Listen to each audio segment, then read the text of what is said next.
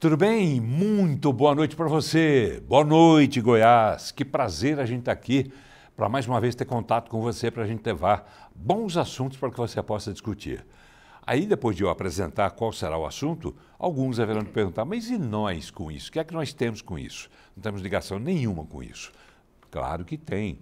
Tudo que acontece à nossa volta é de muita importância, de grande importância para nossas vidas. Eu vou falar hoje de um assunto que eu tratei dias atrás aqui no programa, quando estava em andamento ainda, lá dentro do Congresso Nacional, uma discussão sobre a revisão daquela saidinha temporada de presos, de detentos do regime semiaberto em datas especiais, como Natal, por exemplo, como Dia dos Pais, Dia das Mães, Páscoa, enfim. Acontece que pretendia-se inicialmente acabar com essa tal de saidinha temporária de presos.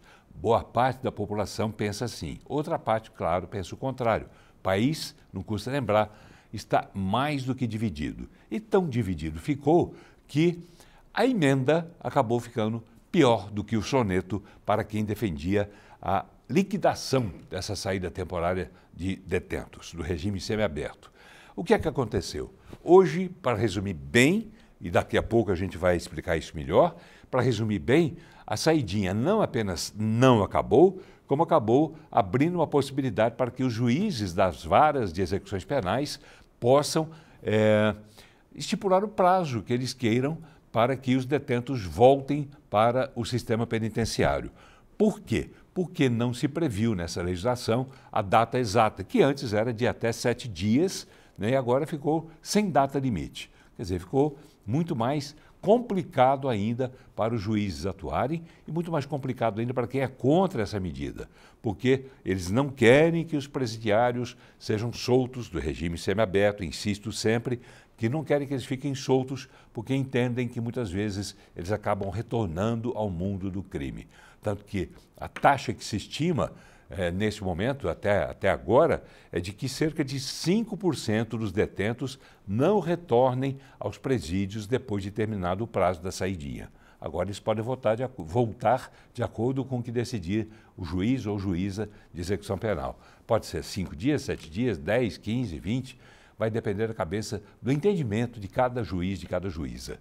Para discutir essa questão, a gente tem aqui no estúdio dois representantes, dois operadores do direito, né? Dois representantes do direito, dois advogados. Eu começo apresentando ele que é advogado criminalista, que é o doutor Danilo Vasconcelos. Tudo bem, doutor Danilo? Boa noite. Boa noite, agradeço a oportunidade de estar aqui falando por esse público tão seleto, na presença aí no meu entendimento, o melhor e maior jornalista do estado de Goiás. Olha que o senhor deixou para trás seu irmão, Rafael Vasconcelos, não faça isso. Ele sempre fala, desde muito novo, que o senhor é o ídolo dele, então...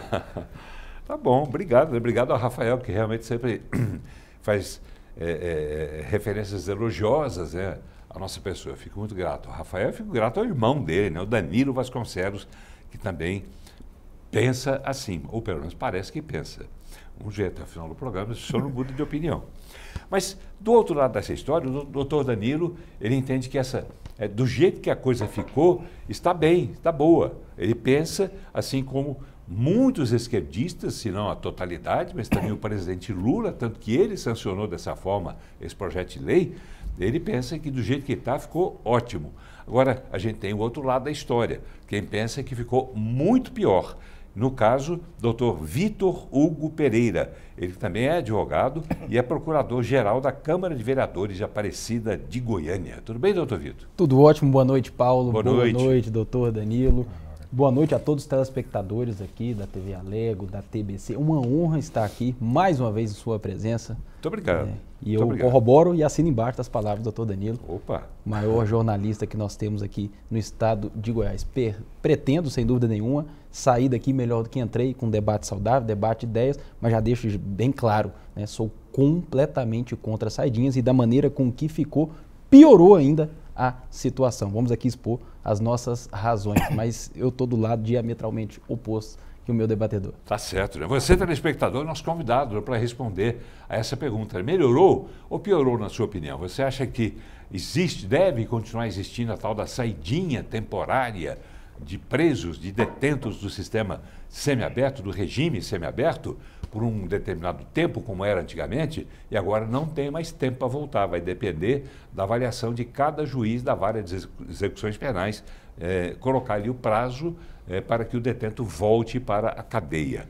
Você pensa de que forma? Mande a sua mensagem, mande o seu recado através do nosso WhatsApp 98200-3223. 98200-3223.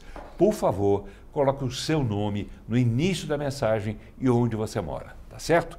E se você quiser mandar também pelas redes sociais, você pode mandar a sua opinião através também do YouTube, através do YouTube da TV Brasil Central, que é @TV Brasil Central, tudo junto, do jeito que está aí, e também @TV Assembleia Goiás, do jeito que aparece aí na parte de baixo do vídeo, tá certo? Você pode também assistir ao programa nesses canais e você pode mandar também a sua mensagem através do YouTube, tá certo? A gente faz um rapidíssimo intervalo e já volta.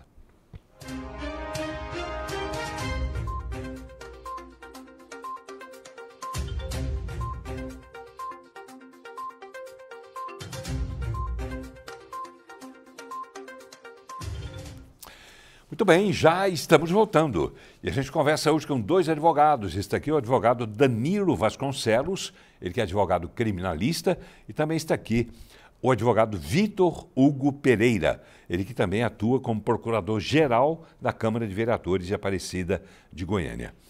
Eu estou aqui já com o celular na mão, à espera da sua participação. Você pode participar também através do YouTube, nos canais da TV Brasil Central e também no canal da TV Assembleia Goiás.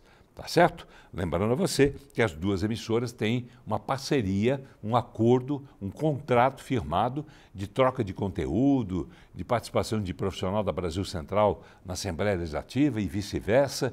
Enfim, é um acordo que possibilita com que a gente possa fazer o programa nessas duas emissoras simultaneamente, ao mesmo tempo, né, para atingir cada vez mais um público maior. E lembrando sempre, né, que tanto a TV Assembleia Legislativa quanto a TV Brasil Central estão trabalhando no sentido de ampliar os seus sinais e atingir cada vez mais a população, não apenas de Goiás, mas do mundo, né? Porque hoje o YouTube leva a nossa imagem para o mundo inteiro. Fica muito melhor a gente saber que tem gente assistindo lá fora, né? Vira e mexe, tem alguém da Espanha mandando mensagem, tem alguém de tantos outros países mandando mensagem. É bom, porque eles ficam sabendo como é que as coisas são tratadas aqui no estado de Goiás, como é que são discutidas, como é que são vistas aqui no estado de Goiás. É uma visão goiana, claro, dentro de um enfoque nacional. Assunto: saidinha temporária para os presos do regime semiaberto. O presidente Lula sancionou com veto esse projeto de lei. Ele vetou o trecho que impede que os presos visitem suas famílias. Ou seja, ele não concordou, né, que os presos deixem de visitar as suas famílias. Vamos ver mais informações nessa matéria da Brunelli Portela e também do Isaildo Santos. Confira. O presidente Lula sancionou a lei das saidinhas que restringe a saída temporária dos presos do semiaberto. No entanto, o presidente vetou um trecho do texto aprovado pelo Congresso que pode impedir os detentos de deixar a cadeia para visitar a família em feriados e datas festivas. Para o ministro da Justiça, proibir as saidinhas fere a Carta Magna. Nós entendemos que a proibição de visita às famílias dos presos que já se encontram no regime semiaberto atenta contra valores fundamentais da Constituição, o princípio da dignidade da pessoa humana, o princípio da individualização da pena e na obrigação que tem o Estado de proteger a família, que se encontra no artigo 226 da nossa Carta Magna. A Constituição Federal diz claramente que a pena ela tem um caráter ressocializador e de que toda pessoa que estiver preso, submetido a um sistema de restrição de liberdade em território brasileiro ou sob responsabilidade do Estado brasileiro, ele ainda continua tendo direito à sua dignidade. Então, como é que você equaliza isso?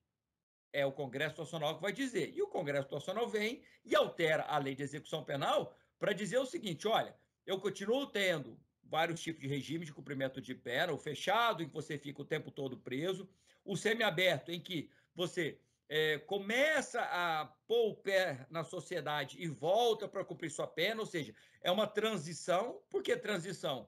Por quê? Porque uma hora você vai acabar de cumprir sua pena e vai voltar para a sociedade. O veto ainda será analisado por deputados e senadores que podem derrubar ou manter a decisão do presidente. A nova lei possibilita visita de presos a familiares, mas com outras restrições à saída temporária. O Congresso Nacional pode, caso passar por cima disso, votar de uma maneira diferente e fazer qualquer alteração. Então, esse projeto ele foi aprovado parcialmente, mas lá no futuro pode haver mudança. Pelo texto, ficaram proibidos de realizar as saidinhas as pessoas condenadas por crimes hediondos, como estupro, latrocínio, sequestro, homicídio, tráfico de drogas, exploração infantil, entre outros crimes hediondos ou com violência ou grave ameaça. Atualmente, a saída do preso é permitida por até 7 dias em 5 vezes por ano, sem vigilância direta. E o que veio essa nova lei e disse? Olha, para que essas pessoas que estão no semiaberto possam ter direito a essas saídas temporárias, que são 5 vezes por ano, normalmente nos períodos de Natal, Ano Novo, Páscoa, finados e Dia das Mães. Essas pessoas, para poderem ter direito a essa saída temporária, elas têm que fazer agora um exame criminológico. O que é esse exame criminológico? É alguém, um psicólogo, um médico, atestar que essa pessoa tem bom comportamento, está mostrando que está se ressocializando, então ela pode ir colocar os pés na sociedade, conviver em família e depois voltar para cumprir pena. Esta arquiteta expõe que a saidinha é um direito e tem o objetivo de facilitar a reintegração social dos detentos. Eu sou a favor, eu acho que eles têm direito também, mas com toda a supervisão da polícia, com tornozeleira, etc. Nas ruas de Goiânia, há aqueles que são contra a saída temporária. Eu acho o seguinte, pensando como ser humano, né, desde quando você erra, você tem que pagar pelo erro, entendeu? Então o que acontece? Se a pessoa não quer estar lá, ele não comete erros. Sou contra, por quê? Porque tem muitos que se aproveitam da situação, saem e não voltam mais, como muitos casos a gente vê mesmo nas reportagens. Se fosse aquelas pessoas obedientes, dessem sua saidinha e voltassem para casa, mas muitos se aproveitam da situação. Essa é a minha opinião. Tá aí, a opinião dessa senhora, né? E é verdade, né? Estima-se que em cerca de 5% dos detentos que se beneficiam dessa saidinha dita temporária, eles nunca mais voltam, nunca mais retornam ao presídio, né? Agora, se você pegar, 5% é um número razoável. Acontece que se são 5 saídas por ano, a cada saída 5% não retornarem, ao final do ano, esse volume de pessoas que se evadiram, para dizer pouco, do sistema penitenciário, acaba sendo um volume bastante grande. E mais uma coisa também, eu sou muito atento quando eu leio as matérias, por exemplo, nas redes sociais, pode ser o site que for, né? Eu procuro ler os comentários, que esses não têm manipulação. Ou tem até, mas em menor grau do que muitas vezes o que se pretende fazer como jornalismo.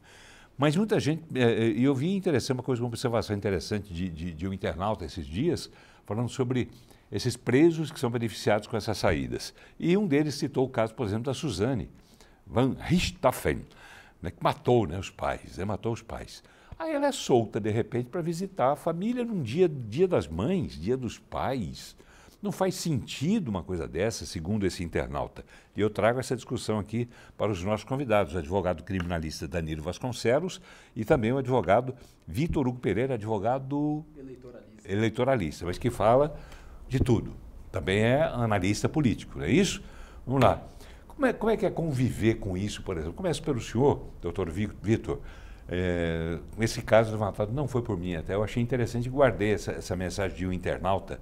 Quer dizer, como é que libera uma pessoa que matou o pai, matou a mãe, para visitar a família num dia das mães, dia dos pais, por exemplo? Tem sentido isso? E mais do que isso, já avançando, embora essa decisão ainda possa ser alterada, mas nesse momento é a que está aí, se ela não for vetada, se esse veto não for derrubado. É o que está aí para a gente cumprir, para todos cumprirem, eu digo, a sociedade. De alguma forma a gente está enquadrado na sociedade. Como é que o senhor vê isso? Bom, primeiramente, Paulo, eu gostaria de deixar bem claro que isso não é novidade no que tange o atual governo. Nós sabemos muito bem que esse veto, por exemplo, já é um aceno do Lula com aqueles que o colocaram no poder. Quem não se lembra, por exemplo, no final do ano, depois de outubro, quando Lula vence as eleições, os presídios em festa. Quem não se lembra das filmagens que vazaram de dentro dos presídios? Quem não se lembra, né, o público que celebrou a vitória, por exemplo, do atual presidente? Então, eu não vejo... quer dizer que o público que está preso, que está encarcerado, é público do Lula? Sem dúvida nenhuma. E apoiou Lula de maneira teria feito maciça. isso para atender esse público? Com certeza. Nós temos nas eleições são assim, você tem que comunicar com os seus eleitores. A partir do momento em que nós temos, né, as festas nos presídios, quando o Lula vence as eleições no segundo turno, de vários vídeos que viralizaram na internet, nós não podemos pensar diferente que o Lula, né, chancelaria esse projeto de lei oriundo das casas legislativas. Pelo contrário, ele veta, desidrata o projeto e faz um aceno a todos aqueles que de alguma maneira, né, o apoiaram ou disseminaram as suas ideias. Então, Paulo, eu não vejo com nenhuma estranheza. Estranho seria, né, se ele sancionasse a lei da maneira com que ela estava. Tá, o senhor não vê estranheza, mas eu quero saber, daí é saber se isso traz algum benefício para alguém, eu quero saber, traz para quem? De alguma forma o senhor já disse, mas eu quero que o senhor seja mais claro. Se trouxesse benefício para alguém, perceba que sempre vão falar da tal utópica ressocialização do preso. Sempre vão falar da utópica de maneira paulatina, colocá-lo na sociedade novamente. Porém, nós não enxergamos o lado de cá. Primeiramente, nós temos as vítimas. Não só as vítimas daqueles que colocaram aquela pessoa na prisão, né? As vítimas que ficaram para trás, a família, por exemplo, quando há uma morte e etc., como as potenciais vítimas dessas saidinhas. Quem não se lembra, por exemplo, daquele policial militar de 29 anos, agora em Belo Horizonte, que foi assassinado brutalmente, a queima-roupa, a disparos, né, de um preso que estava numa saidinha? Quem não se lembra agora, em fevereiro, por exemplo, que um outro preso, horas depois de sair, tá, de uma dessas saidinhas, estuprou uma menina em São Paulo de 17 anos de idade? Quem é o beneficiado? O preso ou a sociedade como um todo? Tá bem, já começando a colocar telespectadores, né, nessa nossa conversa, eu vou passar para o doutor Danilo logo em seguida, mas o Tiago Seba diz que é a favor de acabar com a saidinha, porque no Brasil o sistema judiciário não sabe aplicar os critérios corretos, soltando inclusive criminosos de alta periculosidade. A opinião do Tiago Seba. A propósito, eu faço um registro aqui que foi passado pela produtora Juliana Junqueira. Nós tentamos ouvir, foi um pedido meu até, de ouvir o pessoal, né, da Vara de Execuções Penais. E a Juliana me disse que tentou, a produção tentou falar, mas o pessoal disse que não quer se pronunciar sobre isso. É isso, Juliana? Tá bem, fica o registro aqui. Então, por que a gente não tem a fala do pessoal? O Marlos Leite, os dois, né, o Tiago e o Marlos, mandaram as mensagens através do YouTube da Assembleia Legislativa do Estado de Goiás, TV Assembleia Legislativa, e também da TV Brasil Central. Você pode também usar esses endereços, vamos colocar de novo aí, está aí embaixo, youtube.com/TV Brasil Central, tudo junto. Você entra, pode assistir o programa ao mesmo tempo e pode mandar também a sua mensagem. Tem o outro endereço também, que é o da Assembleia, youtube.com/TV Assembleia Goiás, tudo junto também. Lá você também assiste ao programa ao vivo e também pode mandar a sua mensagem, a sua participação. Coisa que você pode fazer também pelo WhatsApp, 98200-3223. 98200-3223. O Marlos diz o seguinte: deputados do PL são contra a saidinha, mas votaram a favor da soltura do Chiquinho Brazão. Vai entender. Que não tem correlação nenhuma, né? Não tem correlação nenhuma. Absolutamente nenhuma. Bandido, enfim. Se for comprovado também, né, que o deputado tem realmente algum tipo de envolvimento nessa questão toda da Marielle. Doutor Danilo Vasconcelos, o senhor está satisfeito com o que está sendo feito até agora? O senhor concorda com o Lula em tudo? Eu não concordo com ninguém em tudo, nem com a minha esposa, nem com a minha mãe. Nós estamos vivendo um mundo... Nem com a sua mãe? Em tudo, não. Nós estamos vivendo num mundo que parece... rebelde? Não. Que parece que polarizou, né? Parece que é um mundo binário. Ou é esse ou é aquele. Eu não concordo nem com tudo que o Lula faz, nem com tudo que a direita faz. Para mim, todos os pontos de vista têm algo para se acrescentar e algo, a depender do caso, para criticar. O que o senhor critica nessa decisão de Lula? Em relação ao tema do programa, da saidinha, eu acho que foi tentaram, né, e estão tentando tirar alguns direitos dos presos, direitos constitucionais, e aqui eu quero falar de forma técnica, eu não sou político, nem tenho pretensão de ser.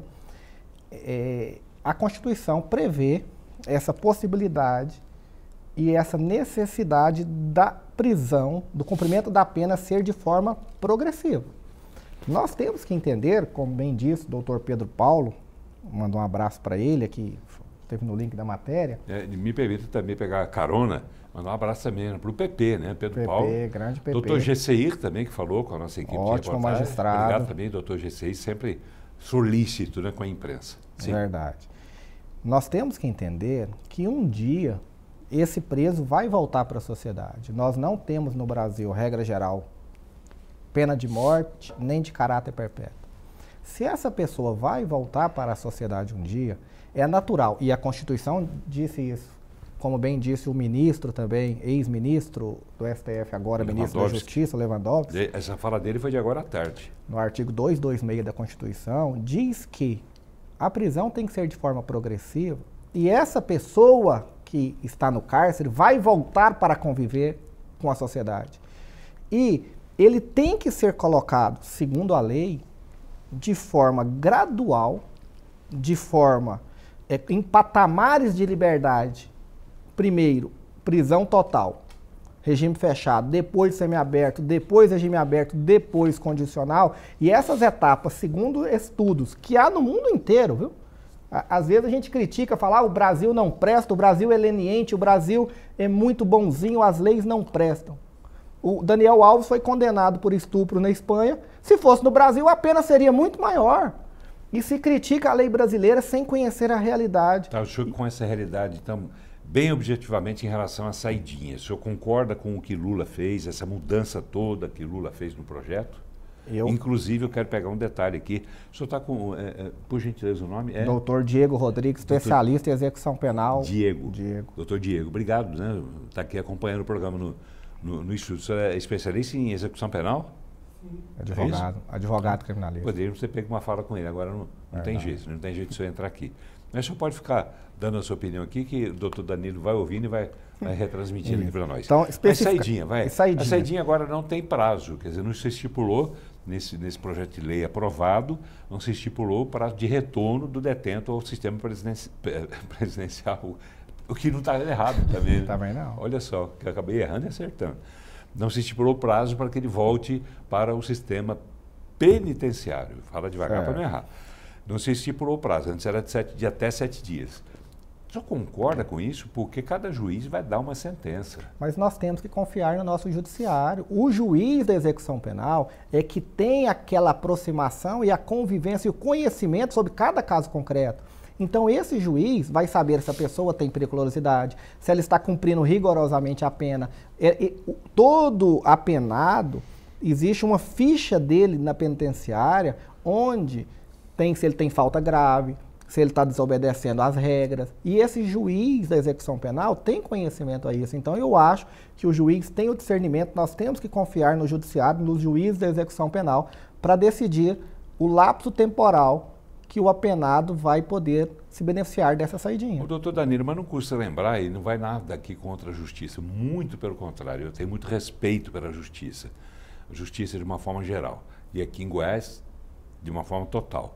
Mas a gente vê com muita frequência pessoas detidas sendo levadas para audiência de custódia, e lá as perguntas que são feitas, e não é culpa do juiz, eu já mostrei isso aqui, a gente acompanhou sessões já de audiência de custódia, não é culpa do juiz, mas ele faz perguntas que não tem nada a ver com periculosidade daquele cidadão ou com a possibilidade de retornar ao crime. Ele pergunta, foi bem tratado, o senhor foi judiado, o senhor foi, judiado não é uma palavra minha, né? Mas o senhor foi torturado, o senhor foi não sei o quê. O cara fala, não. Para mim, a audiência do Robinho, por exemplo, aquele jogador que era do Santos, a audiência de custódia dele foi uma piada. As perguntas que fez, o senhor foi bem tratado? Quer dizer, não se sabe, não se procura saber disso que o senhor falou, dos antecedentes. E é muita gente que sai dessa audiência de custódia liberado para continuar na sociedade, vai lá e reincide na prática do crime. Ok.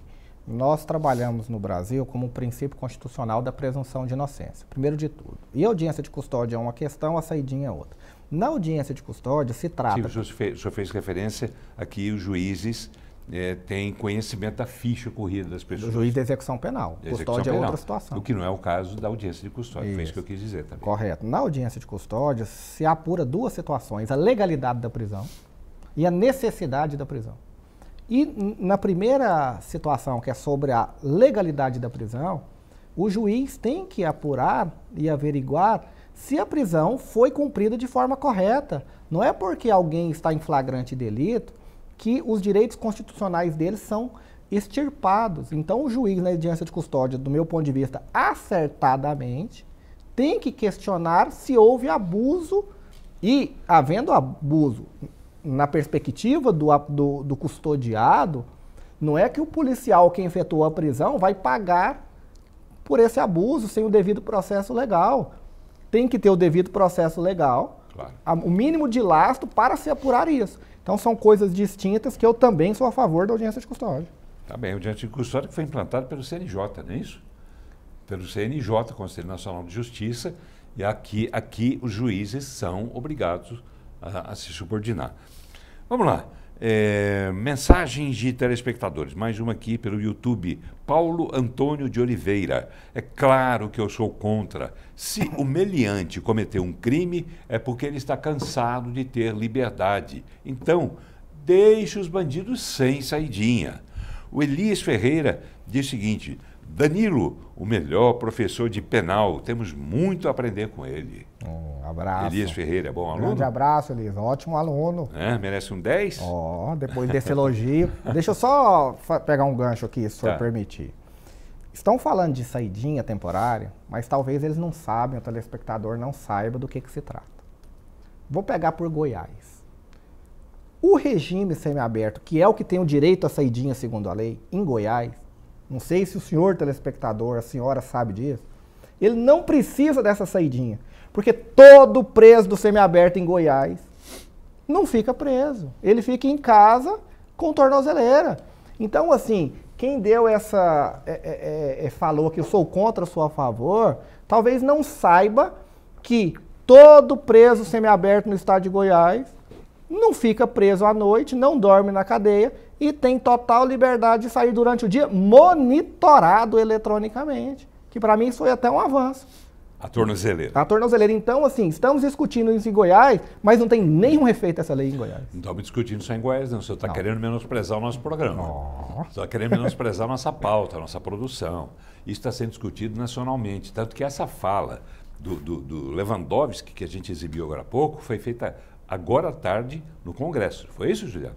No Congresso. O Congresso esteve lá ouvindo o Lewandowski sobre esse assunto. Então é um assunto, sim, nacional. Me permita aqui discordar. Tranquilo. Tá? E nós só estamos discutindo em função dessa repercussão toda. E se Lewandowski, que foi ministro do STF e agora é ministro da Justiça, ele também esteve lá porque ele entendeu a importância de dar explicações, seja elas quais forem, quais tenham sido, ele também precisou se pronunciar a respeito. E é o que nós estamos fazendo. A gente procura, digamos assim, é uma expressão bastante batida também, a caixa de ressonância, né, da sociedade. Enfim, a gente discute aqui assuntos que estão sendo discutidos por todo mundo.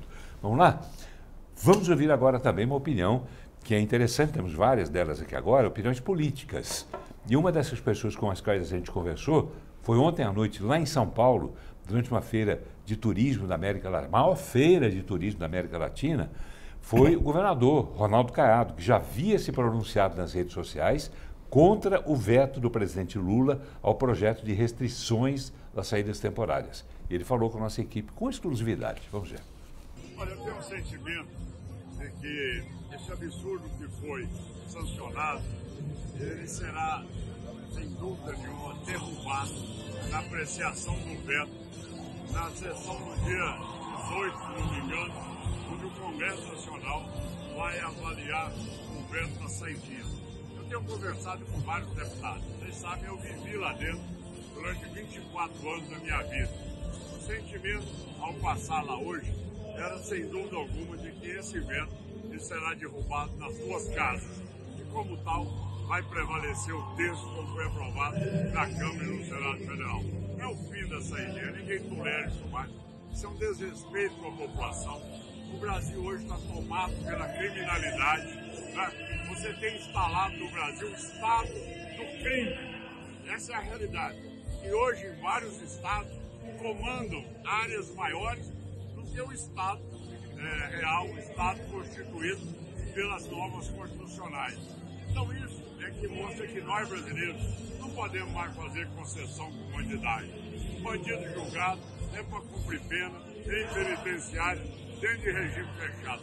Não é para ter saidinha, cada vez mais levar ao pânico, o desespero, a intranquilidade da população brasileira. Muito bem, estou pedindo aqui o pessoal aumentar um pouco o áudio aqui para a gente ouvir melhor. Mas, enfim, governador Ronaldo Caiado se pronunciando também, é importante a gente ouvir a opinião dele, saber o que ele pensa a respeito disso. Tá certo? O Rafael Rodrigues também manda uma mensagem pelo YouTube dizendo que é contra a saidinha temporária. Se o cidadão quisesse viver em liberdade, não cometeria crimes, diz aqui o Rafael Rodrigues, xará do seu irmão. Vamos lá? Tem muita mensagem. Vou pedir aos senhores, pedir aqui durante esse pequeno intervalo, vamos dizer assim, enquanto a gente assistir as matérias, pedir aos senhores, vou pedir aqui publicamente, né? Me ajudem, por favor, e eu vou procurar também me ajudar, me policiar, fazer perguntas mais objetivas, mas com respostas mais curtas para a gente poder atender também as perguntas do telespectador, que são muito importantes. E o telespectador acompanha o nosso programa. Vamos lá. O que tem a ver esse assunto aqui? Deixa eu ver. Hoje, está aqui. Vamos falar da chacina que aconteceu em Mato Grosso pelo pedreiro Gilberto. Já havia cometido crime em Goiás e numa saidinha matou mãe e filhas. E ele continua vivo, esperando a próxima saidinha. E esse senhor Danilo, doutor Danilo, falou sobre justiça da Espanha, comparando com a do Brasil. O senhor falou do caso do Daniel Alves. Dizendo que se fosse aqui, seria pior. Avisa para ele que o Daniel nem estaria lembrando do crime, pois estaria livre pelo... Ele bota um montinho de cifrãozinho assim. Igual o assassino do motorista do Porsche, que matou o motorista do Sandero, de aplicativo, na semana passada. Advogado criminal no Brasil só trabalha para os grandes poderosos. É só ligar a TV. Máfia, traficantes. Aí eu vou deixar para o senhor. Graças a Deus. Responder. Que venham mais. É mesmo? Com certeza. O senhor torce pelo crime? Não, com certeza não. Mas é claro que o advogado criminalista tem que advogar para alguém que está respondendo um crime. O senhor se preparou para isso, sabendo que ia defender bandido? Bandido não, pessoas... O senhor vai provar que ele não é bandido, por mais bandido que ele seja. Muitas vezes o advogado criminalista, ele defende a pena adequada. O cliente confessa e você trabalha para que a lei seja aplicada. Por exemplo, uma progressão de regime. Mas assim, o advogado... Mas se ele não confessar, o senhor insiste até o último minuto que ele é inocente? Eu trabalho com a prova dos autos, né? Se não tiver prova, com certeza eu defendo a absolvição. Mas se o senhor perceber no meio do andamento do processo que aquele cidadão mentiu para o senhor que ele é inocente, o que o senhor faz? Eu tenho que trabalhar com o que está nos autos. Eu tenho que trabalhar com a prova. Se não tiver prova, não tem como condenar. Então, entre o que está nos autos e que o seu cliente que paga o senhor disse, prevalece o que está nos autos? Com certeza. O que ele diz não vale nada em tese, nem para mim, nem para a justiça. O que vale é a prova concretizada nos autos. O senhor nunca mudou de opinião durante o andamento de um processo, quando o senhor viu que realmente aquele crime era... não dá para discutir, realmente o cidadão é criminoso, o senhor continua defendendo ele? O advogado não defende o crime, o advogado defende que a lei seja aplicada de forma correta. Defende o criminoso. Defende que a lei seja aplicada de forma correta. Aí muitos se falam a hipocrisia, muitas vezes, da sociedade. O advogado criminalista defende o traficante, defende o assassino. Nós defendemos com muito orgulho e uma profissão constitucional que a lei seja aplicada de forma correta. Se muitos criticam, a sociedade critica o advogado criminalista, imagine o mundo sem o advogado. Para defender bandido? para defender todos que precisarem. Mas quem é inocente não vai procurar um advogado criminalista. Ah, tá. Então todo mundo que responde o processo é culpado. A não ser que seja para provar que ele é o inocente e o outro é o culpado. Então vamos lá. Nesse mundo nosso binário, tanto Lula quanto o Bolsonaro, com o senhor, tanto Lula quanto o Bolsonaro respondem ou responderam processos criminais. Então os dois são culpados. Porque aqui não tem bom agrado para nenhum. Aliás, não os existe, dois são culpados, os dois têm que morrerem. Não, eu não estou dizendo isso. Não existe sentença definitiva no Brasil, né? Tanto que a questão do Lula foi clara. As provas foram desqualificadas e Lula, embora, né, as pessoas envolvidas naquele episódio, não estou aqui defendendo Lula, nem atacando, nem defendendo Bolsonaro, nem atacando. Estou falando aquilo que você, telespectador, sabe, porque você acompanhou pelos noticiários de rádio, jornal, televisão, redes sociais. Lula e o grupo dele, vou tirar o Lula então, o grupo dele fez o que fez, devolveu bilhões de reais, depois que foi constatada a veracidade daquelas acusações. Agora essas denúncias foram eliminadas, foram retiradas do processo, invalidadas, mas o dinheiro estava lá. Quer dizer, dinheiro não é prova do crime. Deixa eu colocar aqui na discussão Vitor Hugo, o doutor Vitor Hugo. A devolução do dinheiro, a gente mudou um pouquinho o assunto, mas eu volto a ele. A devolução desse dinheiro, no caso da Operação Lava Jato, por exemplo, não é a prova do crime? É a prova do crime, tem materialidade, nós tivemos uma condenação em primeiro grau, nós tivemos um aumento de pena, por exemplo, do presidente Lula em segundo grau, a manutenção no STJ e no Supremo Tribunal Federal, em primeiramente uma decisão monocrática de um ministro que foi indicado pelo próprio Partido dos Trabalhadores e ensejou o retorno dele à política como se nada tivesse acontecido. Paulo, agora é o seguinte, partindo da premissa, até do que o doutor Danilo mesmo disse aqui, me diz algo que me preocupou bastante. Quando se diz da questão das saidinhas é que ficou a cargo do juiz da execução penal o retorno e a quantidade de tempo em que aquele preso, né, vai sair e retornar, ele diz que nós temos que confiar no judiciário. Isso me preocupa, já parte do subjetivismo. A frase que o doutor Danilo disse, confiar no judiciário. Em era de Alexandre de Moraes, em que é o ministro da Suprema Corte, que inclusive tem nos atacado bastante. Nós, quando eu falo a advocacia, ao ponto do presidente da Ordem dar um posicionamento muito duro na semana passada a respeito da maneira com que o Alexandre de Moraes vem conduzindo, a maneira com que a Suprema Corte está enviando e mandando ordens aos outros juízes, isso me preocupa bastante. Que confiança é essa? Perceba-se, Paulo, que nós temos uma série de violação a prerrogativas. Nós temos, por exemplo, um Supremo Tribunal Federal hoje que abre inquéritos esses que já nascem mortos porque são inconstitucionais. Nós temos ministros que investigam, são a vítima e são os julgadores. O grande problema é que no país da inversão de valores, nós temos que a militância, principalmente eu falo aqui da advocacia criminal, não entra, por exemplo, para defender as prerrogativas quando diz respeito à vítima à direita. Nós não temos, por exemplo, um movimento ordenado, né, da advocacia criminal, que muitas vezes é vinculado ao pensamento de esquerda, não a maioria, mas em grande parte, defendendo as mesmas prerrogativas, por exemplo, que foram violadas no caso do Brazão. O caso do Brazão. Teve uma violação aí por causa dele. Mágica, prerrogativas, né? Prerrogativas da advocacia, prerrogativas do Congresso Nacional, prerrogativas do Senado Federal, que o Supremo Tribunal Federal, que o ministro Alexandre de Moraes vem violando. Essa é a confiança, por exemplo, essa é a confiança que eu tenho que ter no judiciário. Isso já me preocupa. Nesse país de inversão de valores, eu tenho que confiar nesse mesmo judiciário, por exemplo, para dizer que um preso ele vai voltar em determinado período e em um determinado prazo. O senhor confia mais no judiciário ou no Congresso? Hoje, eu confio mais no Congresso Nacional. Sério? Sim, sem dúvida nenhuma. Sério? Hoje, eu confio mais no Congresso. Olha aqui, deixa eu... Sem dúvida, Paulo. A questão é que nós temos uma ideologia, uma utopia. Novamente eu trago essa questão de 8 ou 80, direita ou esquerda. Eu critiquei o Moro lá atrás, quando ele, no meu ponto de vista, violou regras processuais no processo da Lava Jato.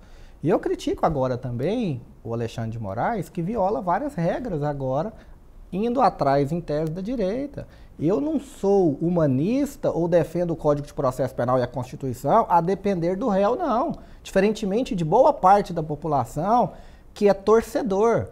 Eu trabalho de forma técnica, eu trabalho de forma imparcial independentemente de quem que esteja sendo acusado, quem que esteja no olho do furacão. Se está errado, se seja de direita ou de esquerda. Eu não sou censor nem avalista de nenhum governo, de nenhum político. O Raimundo tem uma pergunta que é para o senhor. Pediu para perguntar para o senhor se o réu tem mais direito do que a vítima. É óbvio que não. Minha tese de mestrado, inclusive, era sobre a vítima. O negócio é que o réu, o acusado, quando ele está sendo acusado de um crime, é todo mundo contra ele.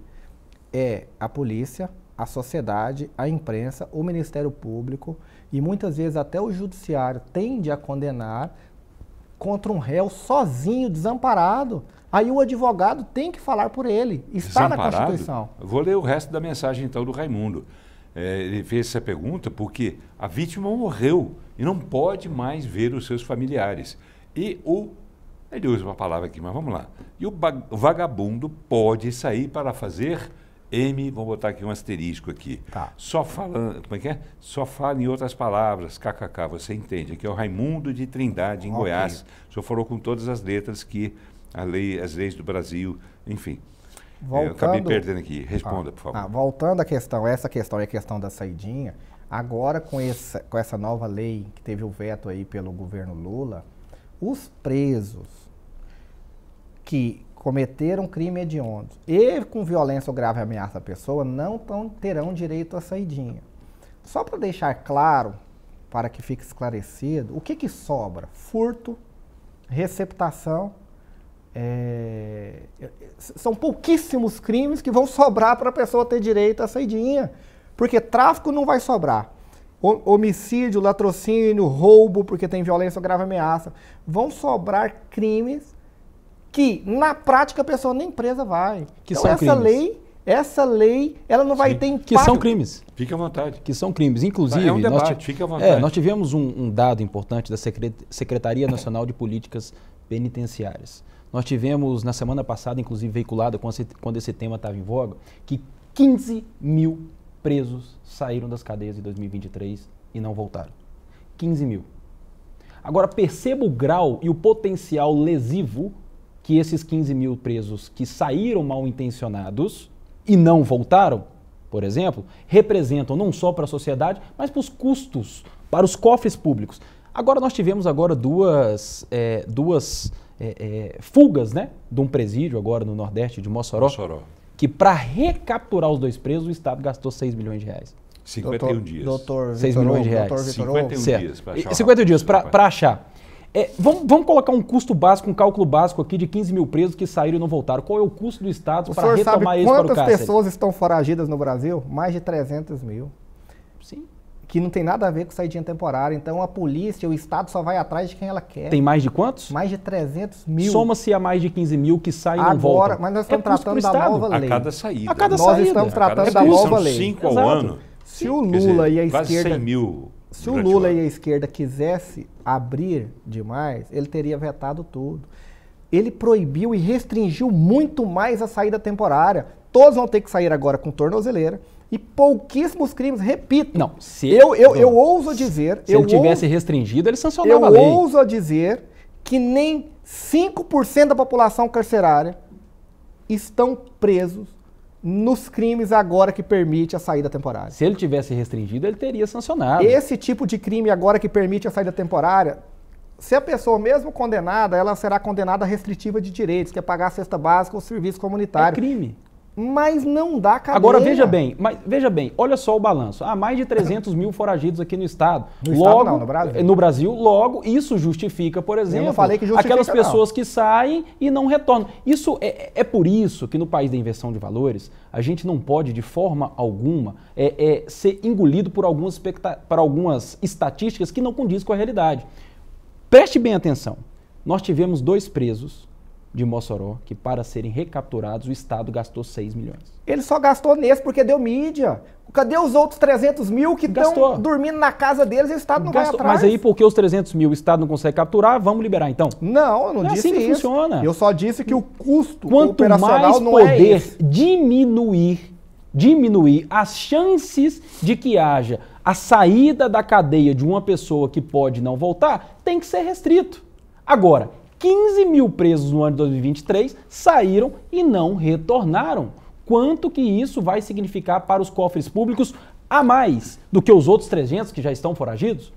E outra, digo mais, a gente não pode medir por número de proporção. Ah, menos de 5% dos presos, por exemplo, eles não retornaram no número geral. Vamos para os casos. Aí nós temos que medir pela exceção. E o policial de 29 anos, que foi assassinado a queima-roupa em Belo Horizonte por um preso vítima que estava nas tal saidinha, se ele tivesse preso, ele teria matado esse policial? Então o senhor defende que toda pessoa que responde o processo penal fique preso para sempre? Para sempre não, mas que ele cumpra a pena, sem saidinhas temporárias.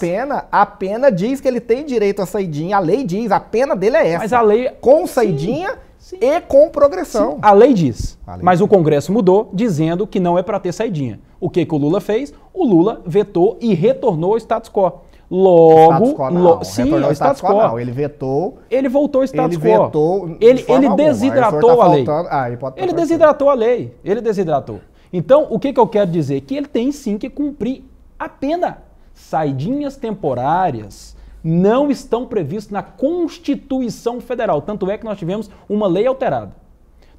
Na Constituição fala de progressão, não fala de saidinha temporária. Eu já falo aqui agora. Se o Congresso não mantiver a decisão igual a do Lula, o STF declara inconstitucional. Aí é onde eu digo, mais uma vez. E temos, então, que ter confiança nesse Supremo. Perceba, Paulo, olha que grave isso. Isso é gravíssimo. Está acontecendo de maneira corriqueira.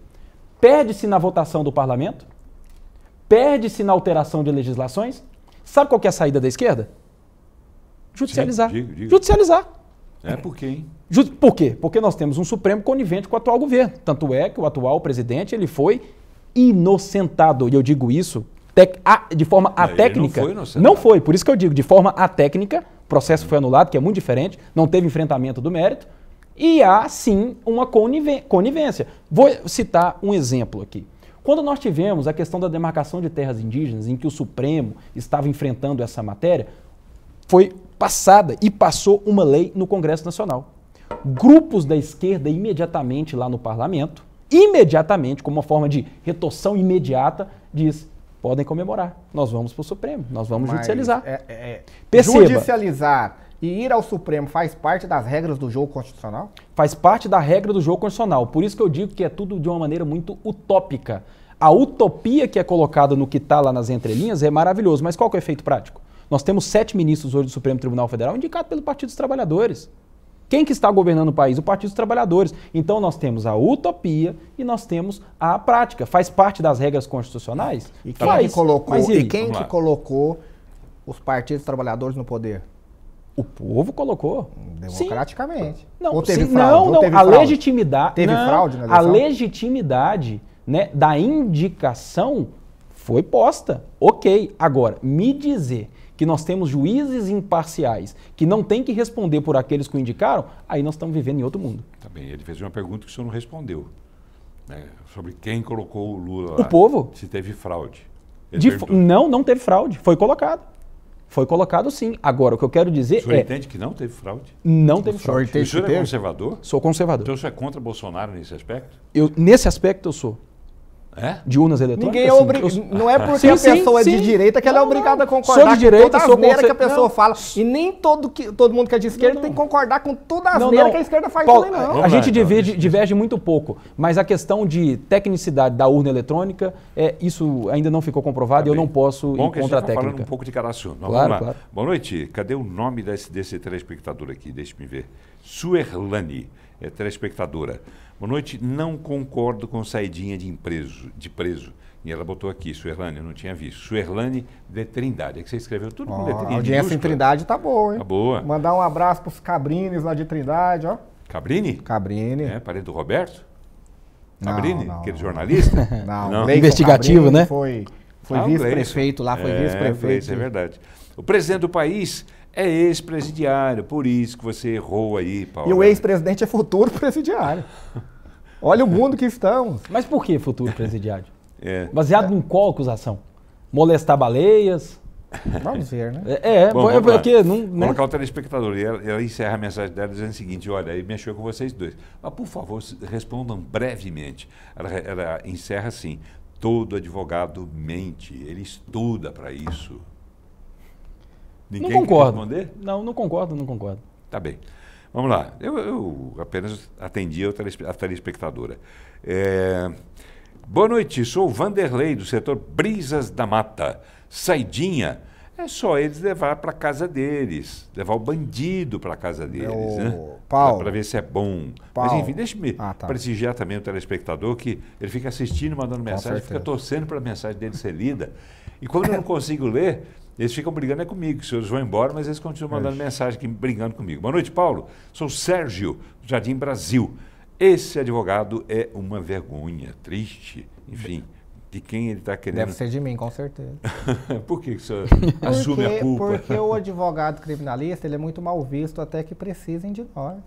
E eu já estou acostumado com isso, não importa. Eu defendo mesmo a pessoa que está precisando de um advogado criminalista, com muito orgulho, independentemente do crime que ela tenha cometido, defenderei, lutando para que os direitos e garantias constitucionais sejam preservados. Tá bem, né? Rematou aqui dizendo que esse advogado que se diz professor, só é professor, né? De direito penal, é isso?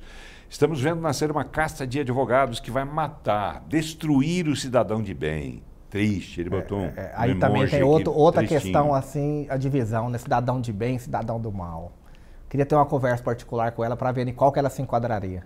Tá bem. Boa noite, Paulo. Lamentável, deixa-me ver aqui, nome Cássio. Lamentável a fala desse advogado. O senhor assume que é o senhor também? Muito infeliz a sua colocação. Acho que ele irá ter que estudar mais 5 anos e passar novamente na OAB para entender qual a função dele como profissional para a defesa da sociedade. Eu não defendo a sociedade. E não defender bandido pensando na situação financeira. Eu não defendo a sociedade. Eu, enquanto advogado, eu defendo os direitos e garantias da pessoa que está sendo processada. Mas essa pessoa não faz parte da sociedade? Com certeza. E a sociedade não tem que ser vista como um todo? Com certeza. Se aquele cidadão que cometeu um crime for inocentado por uma bela atuação do senhor, na medida que o senhor deixa esse cliente seu, que foi inocentado, digamos, indevidamente, ele não representa um risco para a sociedade? Mas quem decide não sou eu, é o juiz. Mas o senhor trabalhou para que o juiz fosse levado àquela decisão. Com certeza, dentro da legalidade da ética. Vamos lá. Deve-se levar a sério atos e crimes cometidos e respeitar a população útil, trabalhadora, que não aceita essas saídas. Deve-se levar em conta a escolha da parte do preso de viver em cárcere. Muitos estão sendo recrutados pelo crime nessas saídas irresponsáveis. É o Rodrigo Serralheiro. Como eu estou sendo atacado e não importo, só para deixar uma questão aqui clara, eu não sou político. Eu não tenho que defender as pautas majoritárias, assim como o Judiciário e o STF também tem que ser contra-majoritário.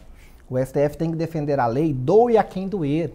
O STF tem que defender a lei independentemente de quem está no poder e de quem é o acusado ou de quem são os interesses. E muitas vezes defendendo a lei, o STF? E muitas vezes os interesses dessas pessoas são renegados de acordo com a lei, e essas pessoas que têm mais voz na sociedade criticam o STF, criticam a justiça, porque pautas de minorias e pautas da população mais pobre estão sendo olhadas com bons olhos. Vamos lá, deixa eu correr para atender o telespectador. Boa noite, Paulo. Sou o José Antônio, no município de Piranhas, aqui no interior de Goiás. E a opinião dele é a seguinte: saidinha é um tapa na cara da população. Criminosos não deveriam nunca sair da cadeia. Vamos ouvir também alguns deputados. A gente está falando do aspecto técnico, né, passando pela questão política, mas vamos ouvir agora aqueles políticos que realmente atuam nessa área. A gente começa ouvindo aqui o deputado Coronel Adailton, que é do Partido Solidariedade. Vamos ouvir também o deputado Antônio Gomide, que é do PT. Vamos ver o que eles pensam sobre essa história da saída temporária de presos do regime semiaberto. Vamos ver. Sou totalmente contra. É claro que a legislação penal é estabelecida em nível federal, dentro do Congresso Nacional, mas nós haveremos de ter, dentro do Congresso, pessoas conscientes que também entendam que é muito melhor a gente cuidar da sociedade, das pessoas de bem, do que preocuparmos com os encarcerados. Se a pessoa está encarcerada é porque cometeu algum tipo de crime. Eu sou totalmente favorável a que a gente busque a recuperação. Até a nomenclatura que se dá dentro da política penal é de reeducando. bem-vindos. A nossa Polícia Penal do Estado de Goiás, por exemplo, tem feito um trabalho que eu entendia até um pouco tempo atrás que seria uma utopia, mas estão conseguindo sim recuperar várias pessoas e trazê-las de volta ao convívio social e que inclusive saem do sistema carcerário e voltam para a sociedade, trabalham e voltam a ser pessoas de bem. E nós haveremos de ter muita rigidez para que a pessoa entenda que o crime não compensa. Olha, eu sou a favor de manter aquilo que estava na Constituição, ou seja, as pessoas têm do semiaberto a possibilidade de garantir aquilo que é possível dentro da legislação, ou seja, nós não precisamos mudar em nenhum momento a legislação nesse momento. Ou seja, nós não estamos nem melhorando e garantindo aqueles que estão no semiaberto, com tornozeleira, a poder fazer aquilo que determina a legislação. Então, quero manter a mesma legislação que estava anteriormente. Tá bem, a opinião de deputados estaduais é interessante e importante, né? Eles estão aqui bem ao lado da gente, no estúdio da TV Assembleia Legislativa, fica pertinho, né? Pouquíssimos passos ali do plenário da Casa da Assembleia, onde acontecem as sessões plenárias. Então a gente sempre coloca opiniões deles também, para saber o que pensam esses políticos que foram colocados nesses cargos por vocês, telespectadores. Sobre esse assunto, a gente conversou também com o deputado Wagner Neto, que é do Solidariedade, e também com a Bia de Lima, outra deputada que também é, como Antônio Gomide, do PT. Vamos ver. Não tem como o Estado de Goiás ter avançado tanto na segurança pública se o Estado não tivesse tido a rigidez que teve com os presídios goianos. Então, sou totalmente contra essas saidinhas. Eu acho que nós temos que demonstrar uma rigidez maior das legislações. A gente sabe que nós precisamos avançar nisso nos vários outros estados. Se a legislação flexibiliza, ela trabalha todo o funcionamento aí da segurança pública, trazendo sim indícios aí de crimes de pessoas que estão no regime semiaberto, a hora que sai, acaba cometendo algum crime, trazendo insegurança para a nossa população. E quando as pessoas cometem erros, crimes, eu defendo a plena punição. Contudo, na medida em que essas pessoas estão presas e vão cumprindo essa pena, ter esta possibilidade de rever a família, ou principalmente de compreender os laços e retomar, não resta dúvida que, do ponto de vista humanitário, é necessário a gente ter um cuidado e um zelo com essas pessoas. Contudo, há uma preocupação com estas saidinhas. Quantas pessoas voltam? Ou todos deixam de voltar? Então, diante disso, qual é o percentual que incide de não retornar à cadeia? Muito além de discutir a mera saidinha, nós precisamos aprofundar, porque ninguém quer um filho seu, ninguém quer um parente seu convivendo com a situação degradante que é a situação das cadeias brasileiras. Essa deputada Bia é outro assunto, né, sobre o qual a gente precisa falar mais e mais e mais e mais. Existe um caso, eu entrevistei pouco tempo atrás, não me lembro agora quem foi, mas que falava sobre um trabalho que está sendo feito em presídios do interior do estado de Goiás, que já oferecem essa possibilidade de o detento ir se ressocializando através do trabalho, do estudo, né? A cadeia tem biblioteca, aquela coisa toda. Vou pedir à produção, viu, Juliana, para a gente levantar isso, para a gente trazer nessa, digamos assim, esse oásis, né, que, segundo esse entrevistado, existe aqui no interior de Goiás. A gente ouviu mais um deputado estadual. Vamos ver o que diz o Wilde Cambão sobre a lei das saídas temporárias. Vamos lá. Eu sou contra, mas há de se encontrar um processo de como ressocializar esse preso. Você precisa ter uma chance de voltar à sociedade, de ter o seu convívio restabelecido de forma que tenha um projeto para isso. Eu acho que esse programa que você tem de preso poder trabalhar, sair aos dias de trabalho, redução de penas, já é um processo bom. Agora, lógico que a saidinha ela tem um outro aspecto, de você ter esses presos que já estão realmente em outro regime, uma progressão do regime que ele possa ter esse contato maior com a sociedade. É uma discussão que precisa ser levada realmente para a sociedade, mas a princípio eu entendo que a minha visão hoje que seria contra esse processo de você permitir a saidinha nessas datas especiais. Tá aí, né? Tá aí a opinião, né, dos nossos deputados estaduais. Você ajudou a eleger esses deputados que aqui estão. Outros não, porque não chegaram a se eleger. Mas, de qualquer forma, você participa desse processo eleitoral, que é importantíssimo, né? Está aqui o doutor Vitor Hugo Pereira, que é advogado eleitoralista, né? E a gente sabe da importância desse processo eleitoral. 30 segundinhos para o senhor dizer. Eu queria só destacar um pouquinho, Paulo, da fala, por exemplo, da Bia, e a gente fazer uma reflexão em você, telespectador. Perceba que a deputada do Partido dos Trabalhadores, no final, ela diz a seguinte frase: ninguém quer um familiar seu dentro das cadeias submetidos àquela situação degradante. Perceba-se a inversão de valores, perceba-se a ênfase que ela dá ao condenado, ao preso, que passou pelo devido processo legal, foi condenado e está lá, de alguma maneira, cumprindo a sua pena. Mas a pena não prevê que ele passe por situação degradante. Porém, eu queria ressaltar justamente sob esse ponto de vista da preocupação que ela tem justamente com a pessoa que está lá dentro, não as que estão aqui fora, que estão expostas a riscos desses 15 mil aí que saem e não voltam, e muitos deles cometem outros crimes. Então é essa inversão de valores que eu parto da premissa para fazer a minha análise. Eu preocupo muito mais com a segurança da sociedade, com que o bem-estar daquele que lá dentro está. Claro, tem que preocupar com a situação da sociedade e do detento também, minha opinião. Fica em segundo plano, Paulo. Porque o detento, depois de supostamente ter sido ressocializado por essa pena que ele está cumprindo, ele vai voltar para essa sociedade. Então ele tem que voltar bem também, tanto quanto a sociedade. Mas na minha análise isso fica em segundo plano. Claro, é a opinião do senhor, a gente respeita, assim como respeitamos a opinião da deputada também. Eu entendo o que ela quis dizer. Vamos lá, vamos dar uma respirada um pouco? Vamos dar uma respirada, falar de turismo, né? Afinal de contas... Mas e o contraditório também tem meus 30 segundos, ué. Então vai lá, diga lá. Brincadeira. Só dizer que eu concordo agora com o que o Paulo Bérix disse, nós temos que preocupar com todos, com quem está fora, com quem está dentro, todos são seres humanos. Não é porque a pessoa cometeu um crime, todos erram. Não é porque uma pessoa cometeu um crime que ela perde a sua dignidade. E se a lei diz dessa forma, que ela tem esse direito, e essa foi a forma que o Estado brasileiro encontrou para ressocializá-lo, eu acho que isso deve ser cumprido, e agora o governo Lula conseguiu separar um meio termo de deixar os presos mais perigosos, cometeram crimes mais graves, sem o direito à saidinha, e pessoas que cometeram crimes mais leves têm esse direito de se ressocializar. Eu falo de forma técnica, não tenho político de estimação e não sou processualista de ocasião. Eu defendo a lei independentemente de quem esteja no banco dos réus. Ok, mas se o senhor for convidado agora à noite para um café da manhã, amanhã, com Lula e com Bolsonaro, os dois vão convidar o senhor iria em qual café da manhã?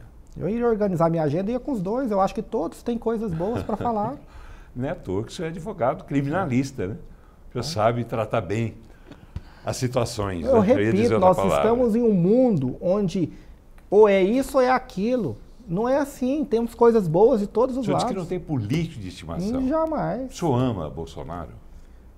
Eu amo minha esposa e meus filhos. O senhor ama Lula? Jamais. Eu amo minha esposa e meus filhos. O senhor vota em quem?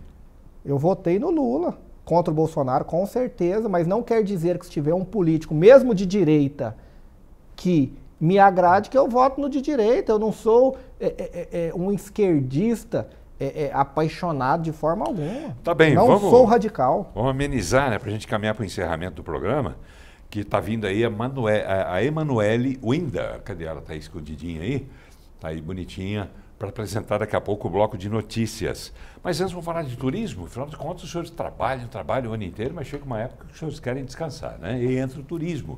E está acontecendo em São Paulo a maior feira de turismo da América Latina, a WTM. Esteve lá nesse local, no estande Expo Goiás, o governador Ronaldo Caiado, que foi mostrar os atrativos turísticos do estado. E nós conversamos com ele. Vamos ver. Cerca de 600 expositores, 27 mil profissionais do turismo, mais de 900 jornalistas e influenciadores digitais de todo o mundo, além de representantes de 40 países, participam do maior evento de turismo e viagens da América Latina. A Expo Goiás, criada pela Secretaria da Retomada, acontece durante o evento. A gente trouxe o artesanato goiano, que está uma exposição na entrada, muito visitado. Nós trouxemos 1000 livros de autores goianos que foram todos retirados. Tivemos uma cantora da nova geração, que é a Daniela. Tivemos o Pádua, símbolo da nossa música goiana. Temos o Bruno agora, cantor goiano. É para vender a nossa cultura e vender o estado de Goiás, para que o turista vá em Goiás conhecer o estado que dá certo. O estande do governo de Goiás apresenta destinos da natureza, bem-estar e aventura.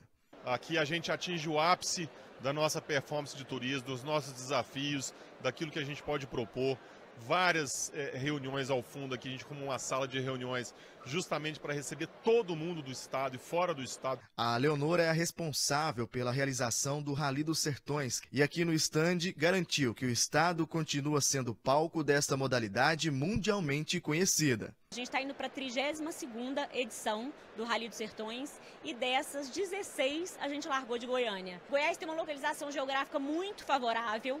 E acho que um ponto super importante é a hospitalidade, né, do goiano. De olho no fortalecimento do turismo do estado, a participação do governo de Goiás na WTM valoriza os principais atrativos goianos. O turista, com aquelas belezas todas que nós temos no estado, eles se sentem atraídos, não é? Podendo fazer ali viagens maravilhosas, trilhas, chapada de veadeiros, ali nas regiões nossas de Água Quente, como na cidade de Goiás, de Perinópolis, Corumbá, aquele sudoeste goiano com tantas cachoeiras lindas, enfim, tudo isso, gente, é sinal de um estado que está dando certo.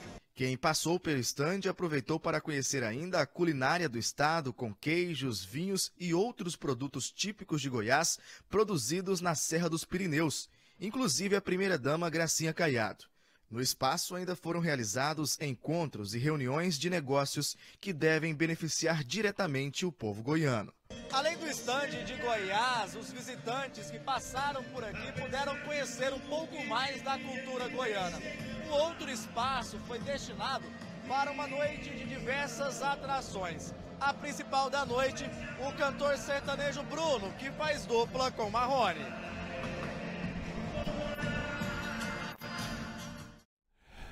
Isso aí, né? Bruno, né? Que bom, que boa a presença do Bruno lá, que bom esse trabalho do Fabrício Amaral, né? Que é o secretário de Turismo, né? De Goiás, e ele que tem feito um trabalho muito bonito, divulgando Goiás lá fora e trazendo de fora para cá grandes competições, como por exemplo a pesca esportiva. Entrevistei o Fabrício dias atrás, ele falando da pesca esportiva, que vai ter um circuito aqui no estado de Goiás também, onde tem rios, evidentemente piscosos, ou seja, onde tem muito peixe, né, para que venha gente de fora para cá também. Parabéns, Fabrício.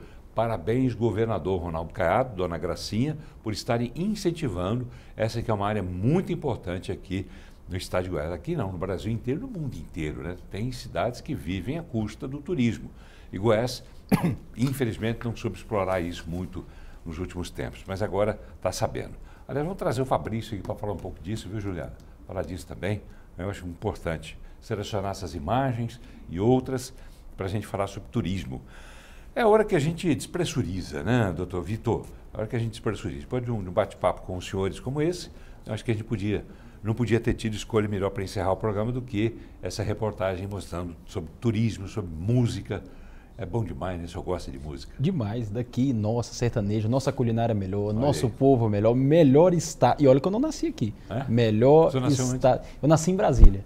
Vizinho aqui, sou cidadão goiano, né? Olha. Nós tivemos até uma lei que passou aqui nesta casa. Sou cidadão. Lei, agora sim, com lei e tudo, vamos dizer assim, né? E posso dizer, o melhor estado para se viver, é o melhor estado. Goiás mesmo. Com certeza, é melhor que Brasília, né? Melhor que Brasília. Brasília, eu não estou me referindo exatamente à fama de Brasília, não, porque ela não tem culpa, né, dos políticos que tem. Sim. Mas eu digo por conta. Para mim, eu aprendi desde o início, quando eu me interessei por essa história de Brasília, uma coisa ruim que tem em Brasília, que tem nas outras cidades, em Goiânia tem demais, que são as esquinas. Brasília não tem esquina, né? E na época, como a gente se reunia, a turma se reunia para tomar uma cervejinha, um whiskyzinho, aquela coisa toda, Brasília, você tem os ambientes fechadíssimos, né, para frequentar esse tipo de evento. Então aqui é muito bom.